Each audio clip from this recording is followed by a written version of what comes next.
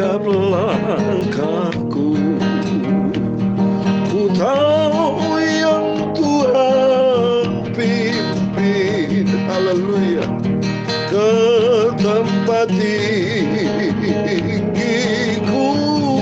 diantarnya, haleluya, hingga sekali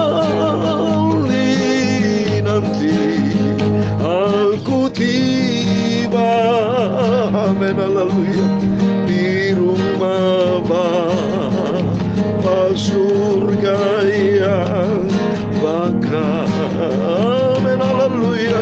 Tiap langkahku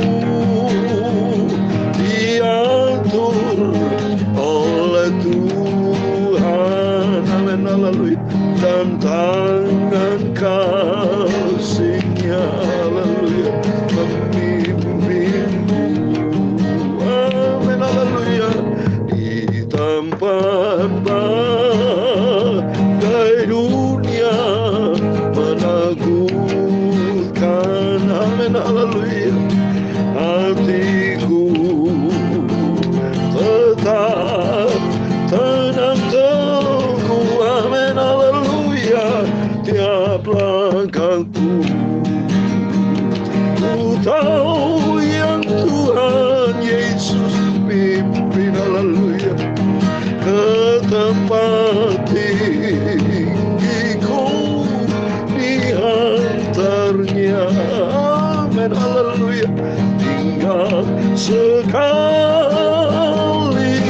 nanti aku tiba, amin, haleluya, di rumah Bapa surga yang bakal, amin, haleluya. Tiap langkahku ku tahu yang Tuhan Yesus pimpin, amin, haleluya, ke tempat tinggiku diantarnya, amin, haleluya, hingga sekali nanti aku tiba, haleluya, di rumah Bapa surga yang kekal selamanya, amin, haleluya. Tuhan Yesus adalah juru selamatku. Ku mau dipimpin oleh Tuhan, amin, haleluya. Pimpinlah Roh Kudus berkuasa dalam hidupku. Ku mau setia dan taat pada firman Tuhan, haleluya, tiap langkahku. Ku tahu yang Tuhan pimpin, haleluya, ke tempat tinggiku diantarnya, amin, haleluya, hingga sekali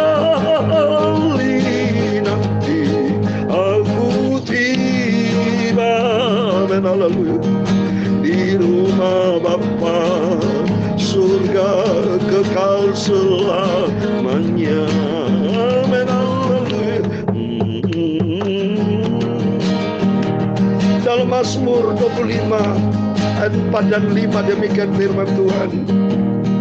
Beritahukanlah jalan-jalan-Mu kepadaku ya Tuhan, tunjukkanlah itu kepadaku. Bawalah aku berjalan dalam kebenaran-Mu dan ajarlah aku, sebab Engkaulah Allah yang menyelamatkan aku. Pimpin aku ya Roh Kudus untuk melangkah dalam firman-Mu, haleluya, tiap langkahku. Ku tahu yang Tuhan pimpin, haleluya, ke tempat tinggiku diantarnya, sekali nanti aku akan tiba di rumah Bapa-Ku Yesus di surga selamanya.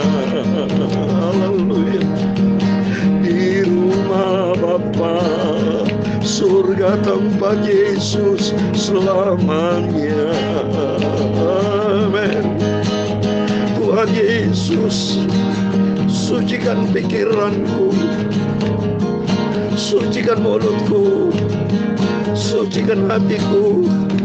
Sebentar kami mau baca firman-Mu. Kami butuh firman-Mu.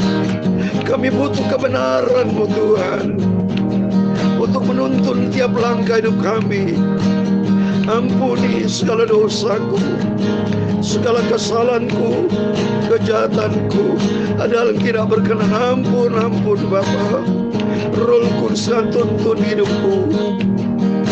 Terima kasih, biar kebenaran firman-Mu berdaulat, berkuasa dalam hidup kami, supaya kami dibentuk Tuhan jadi serupa dengan Tuhan Yesus. Haleluya. Ya langkahku, ku tahu yang Tuhan pimpin. Haleluya. Ke tempat tinggiku dihantarnya. Amin. Haleluya. Hingga sekali nanti aku tiba, amin, haleluya, di rumah Bapa, surga Tuhan Yesus yang kekal. Surga bersama Yesus bahagia selamanya. Amin. Haleluya, puji Tuhan. Shalom, shalom, selamat pagi Bapak Ibu Saudara semua. Salam sejahtera di dalam cinta kasih dari para Bapa kita Tuhan Yesus Kristus. Pada Senin pagi ini tanggal 25 April 2022, kita bersyukur kepada Bapa kita Tuhan Yesus Kristus, karena kasih yang sempurna sudah memelihara hidup kita. Dari hari demi hari kita melangkah tidak pernah sendiri, tapi kita minta pimpinan Roh Kudus, supaya Roh Kudus akan tuntun hidup kita untuk kita melangkah di dalam rencana Tuhan yang sempurna. Sebab hidup kita di dunia ini butuh, sangat butuh pimpinan Roh Kudus. Roh Kudus sesuai dengan firman Tuhan dalam Yohanes 14 ayat 26, yaitu Roh Kudus akan mengajar kita, untuk mengingatkan kita, untuk kita melangkah di dalam jalan Tuhan, supaya kita tidak bengkok, saudara. Jangan bengkok kanan, bengkok kiri, tapi jalan-jalan lurus Tuhan, berada di dalam rencana Tuhan yang sempurna. Sehingga nanti kelak sesuai dengan pujian, nanti suatu hari kelak kita akan tiba di rumah Bapa, surga kekal selama-lamanya. Amin, puji Tuhan. Mari kita kembali kepada firman Tuhan. Kita mau baca kitab 1 Raja pasal 22. Puji Tuhan, hari ini kita baca 1 Raja pasal 22, itu pasal yang terakhir, saudara ya. Supaya nanti kapan, lusa mungkin besok kita lanjutkan lagi Bapak ya. Akan lanjut ya, sampai karena kitab Raja-Raja 1 Raja itu ada 22 pasal. Nanti kita baca dari ayat 1 sampai 22, dan besoknya kita lanjutkan di ayat berikutnya, supaya nanti bisa selesai. Kita masuk di dalam kitab 2 Raja-Raja. Biar kita tetap setia, kita baca firman Tuhan, kita mencintai Yesus, dan kita taat kepada apa yang Tuhan perintahkan, itu yang kita kerjakan. Amin, puji Tuhan. Saya mau baca dari ayat 1 sampai 28, demikian firman Tuhan. 3 tahun lamanya orang tinggal aman dengan tidak ada perang antara Aram dan Israel. Pada tahun yang ketiga pergilah Yosafat Raja Yehuda kepada Raja Israel. Berkatalah Raja Israel kepada pegawai-pegawainya, tahukah kamu bahwa Ramot Gilead sebenarnya milik kita, tetapi kita tinggal diam saja dan tidak merebutnya dari tangan Raja negeri Aram. Lalu katanya kepada Yosafat, maukah engkau pergi bersama-sama aku untuk memerangi Ramot Gilead?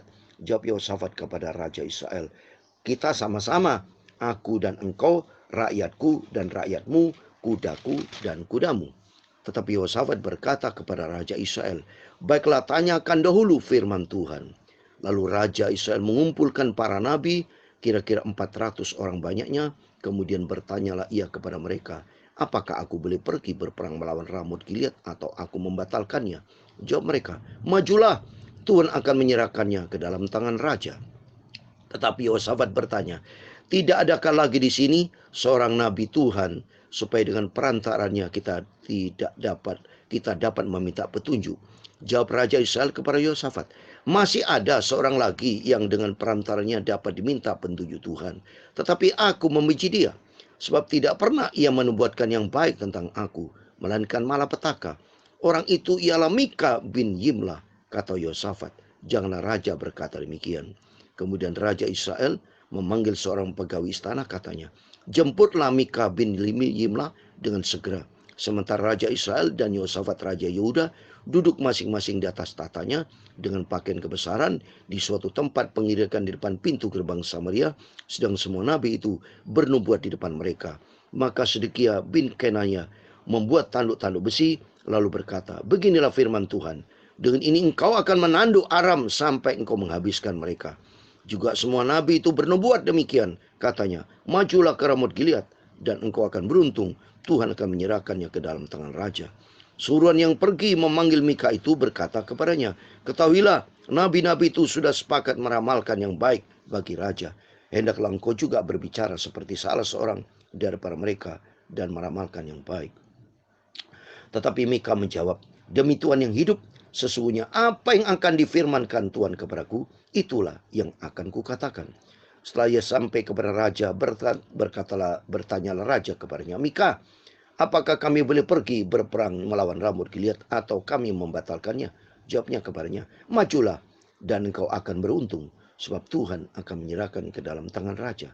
Tetapi raja berkata kepadanya, sampai berapa kali aku menyuruh engkau bersumpah, supaya engkau mengatakan kepadaku tidak lain dari kebenaran demi nama Tuhan.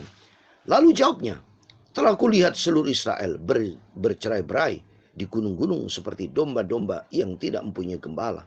Sebab itu Tuhan berfirman, mereka ini tidak punya Tuhan, baiklah masing-masing pulang ke rumahnya dengan selamat. Kemudian Raja Israel berkata kepada Yehosafat, bukankah telah kukatakan kepadamu, tidak pernah ia menubuatkan yang baik tentang aku, melainkan hanya malapetaka. Kata Mika, sebab itu dengarkanlah firman Tuhan, aku telah melihat Tuhan sedang duduk di atas tatanya, dan segenap tentara surga berdiri dekatnya, di sebelah kanannya dan di sebelah kirinya. Dan Tuhan berfirman, siapakah yang akan membujuk Ahab untuk maju berperang, supaya tewas di Ramot Gilead? Maka yang seorang berkata begini, yang lain berkata begitu. Kemudian tampillah suatu roh, lalu berdiri di depan Tuhan. Ia berkata, aku ini akan membujuknya. Tuhan bertanya kepadanya, dengan apa? Jawabnya, aku akan keluar dan menjadi roh dusta dalam mulut semua nabinya. Ia berfirman, biarlah engkau membujuknya, dan engkau akan berhasil pula. Keluarlah dan perbuat demikian. Karena itu sesungguhnya Tuhan telah menaruh roh dusta ke dalam mulut semua nabi-nabi ini, sebab Tuhan telah menetapkan untuk menimpakan malapetaka kepadamu. Sesudah itu tampillah Sedekia bin Kenah, ditamparnya lah pipi Mika serta berkata, mana boleh roh Tuhan pindah daripadaku untuk berbicara kepadamu. Tetapi Mika menjawab, sesungguhnya engkau akan melihatnya pada hari engkau lari dari satu kamar ke kamar yang lain untuk menyembunyikan diri. Berkatalah Raja Israel, tangkaplah Mika, bawa dia kembali kepada Amon, penguasa kota, dan kepada Yoas, anak raja.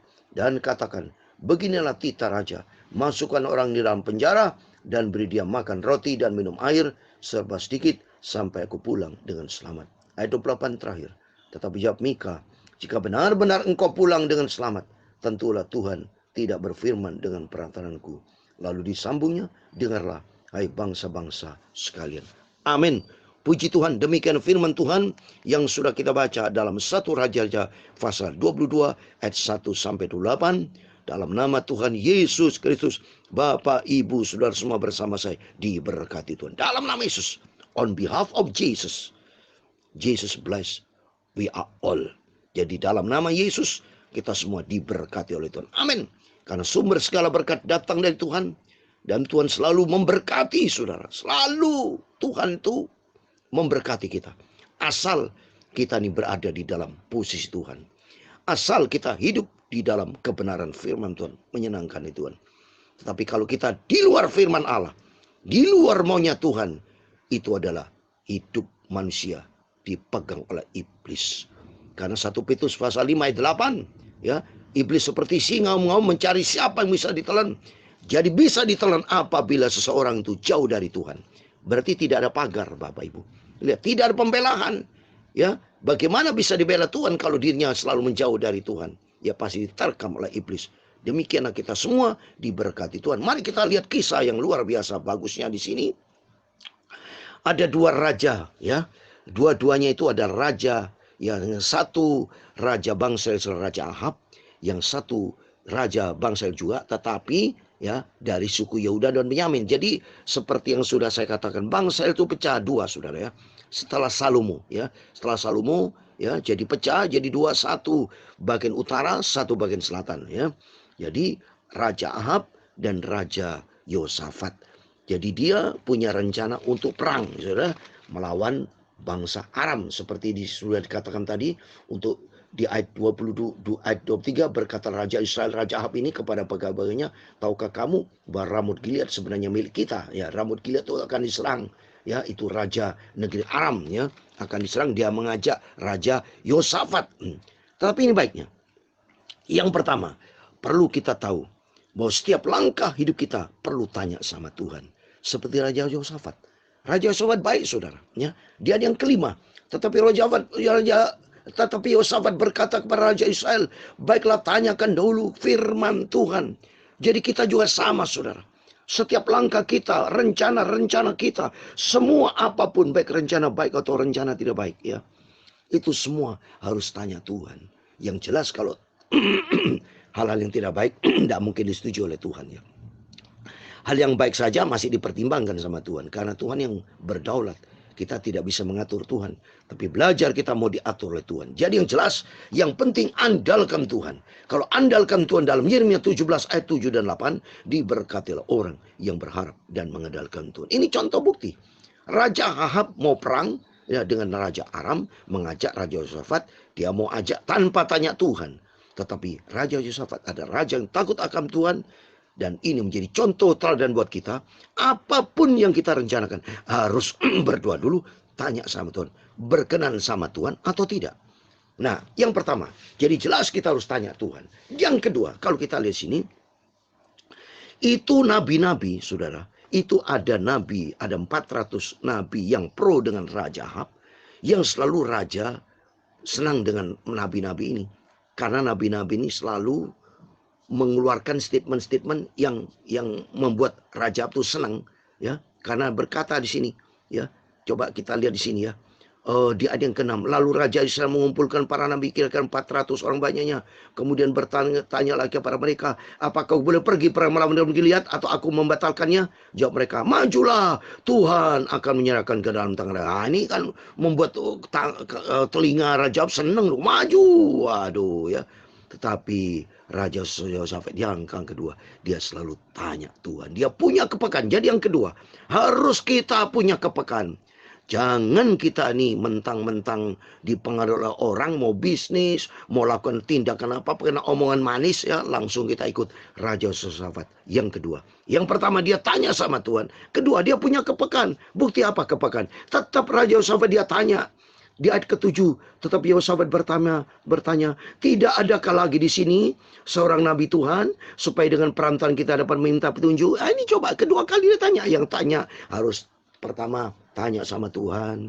Kedua, tanya kepada nabi. Jadi ini harus kita, jadi hidup ini sama, saudara. Harus teliti, ya, jangan sembrono. Tanya selalu Tuhan, andalkan Tuhan. Tetapi kalau Raja Israel, Raja Ahab, dia sembrono. Dia langsung percaya saja dengan 400 nabi itu.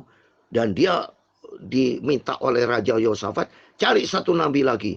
Dan ternyata memang Raja Ahab mencari satu lagi, yaitu Nabi Mika, ya.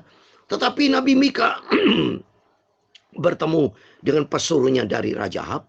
Dia ngomong kan, itu loh, hati-hati kamu. Karena 400 nabi semuanya itu berkata, memberikan statement-statement yang menyenangkan Raja Ahab. Telinganya senang dia. Nah, oleh karena itu si Nabi Mika, ya coba ikutin, ya. Jadi ikutin, ya. Oleh karena itu dia ngomong kan, Suruhan di ayat 13, suruhan yang pergi memanggil Nabi Mika itu berkata kepadanya, ketahuilah nabi-nabi itu sudah sepakat meramalkan yang baik bagi raja. Dan Mika ikutin saja. Tetapi setelah itu raja bertanya lagi, bukti bahwa kamu itu enggak benar. Dan raja tanya begitu, Nabi Mika memberikan jawaban yang sebenarnya. Ternyata kalau kita lihat di sini, tercerai-berai, saudara. Ayat 17. Lalu jawabnya, telah kulihat seluruh Israel bercerai-berai di gunung-gunung seperti domba-domba yang tidak punya gembala. Sebab itu Tuhan berfirman, mereka tidak punya Tuhan, baiklah masing pulang ke rumahnya dengan selamat. Jadi kalau menurut Nabi Mika sebetulnya tidak mengizinkan perang, ya. Karena apa? Sudah terjadi cerai-berai, pasti kalah, sudah. Kita lihat nanti cerita berikutnya. Yang penting kita bisa ambil di sini. Mari, apapun keadaannya, kita harus tanya dengan Tuhan. Kedua, harus punya kepekaan. Dan ketiga, percaya kepada hamba Tuhan yang diurapi sama Tuhan. Seperti Bapak Ibu mendengarkan firman Tuhan. Kita dengarkan firman Tuhan. Karena firman Tuhan sumber kebenaran. Dia akan menuntun setiap langkah kehidupan kita. Supaya setiap langkah kita tidak berjalan ke kanan ke kiri, tapi melangkah di dalam rencana Tuhan. Karena apa, saudara? Berserah total kepada Tuhan. Saya mau berikan ayat, saudara. Dalam Amsal Sulaiman pasal 16 ayat 9 itu dikatakan demikian. Amsal Sulaiman 16 ayat 9. Hati manusia memikirkan jalannya, tetapi Tuhanlah yang menentukan arah langkahnya. Jadi artinya, apa menjadi perencanaan kita, kita serahkan kepada Tuhan. Seperti dalam pujian tadi, ku tahu Tuhan yang pimpin setiap langkah hidup kita. Biar kita melangkah, jangan menurut kehendak daging, jangan menurut kehendak manusia, tapi apa yang kita kerjakan, kita melangkah. Langkahlah bersama dengan Tuhan. Kalau melangkah bersama dengan Tuhan, kalau sesuai dengan pujian ini, suatu hari kelak kita akan mencapai rumah Bapa surga yang kekal. Dan Tuhan memberkati atas semua. Tiap langkahku, amin, haleluya. Ku tahu yang Tuhan pimpin, amin, haleluya, ke tempat tinggi antarnya, amin, haleluya, hingga sekali nanti aku tiba, amin, haleluya, di rumah Bapa surga yang kekal, amin, haleluya, di rumah Bapa surga yang kekal, amin. Terima kasih Tuhan Yesus. Tuhan memberkati engkau dan melindungi engkau. Tuhan menyinari engkau dengan wajahnya dan memberi engkau kasih karunia. Tuhan menghadapkan wajahnya kepadamu dan memberi engkau damai sejahtera. Bapa kami yang di surga, dikuduskan namamu, datanglah kerajaanmu, jadilah kehendakmu di bumi seperti di surga. Berikanlah kami pada hari ini makanan kami secukupnya, dan ampunilah kami akan kesalahan kami, seperti kami juga mengampuni orang bersalah kepada kami. Dan janganlah membawa kami ke dalam pencobaan, tetapi lepaskanlah kami dari orang jahat, karena engkaulah yang mempunyai kerajaan dan kuasa dan kemuliaan sampai selama-lamanya. Amin. Tuhan memberkati dan Tuhan bersama kita. Immanuel. Haleluya. Amin.